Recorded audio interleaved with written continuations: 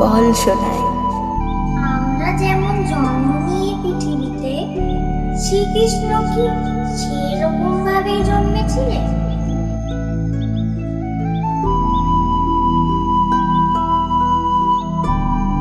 না রে সোনা, ওনার জন্মটা ছিল একেবারে অন্যরকম। তাহলে কিভাবে ঠাম্মা? এই পৃথিবীতে যখন অন্যায় বাড়ে, তখন ভগবান শ্রীবিষ্ণুই অবতার রূপে নেমে আসেন। শ্রীকৃষ্ণ, তিনি শ্রীবিষ্ণুরই এক অপার মহিমার রূপ।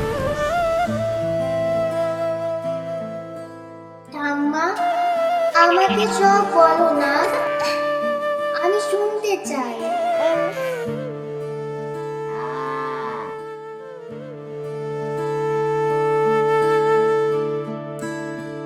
অন্ধকারে আলো জালে, গোকুল জাগে নব হাসিতে।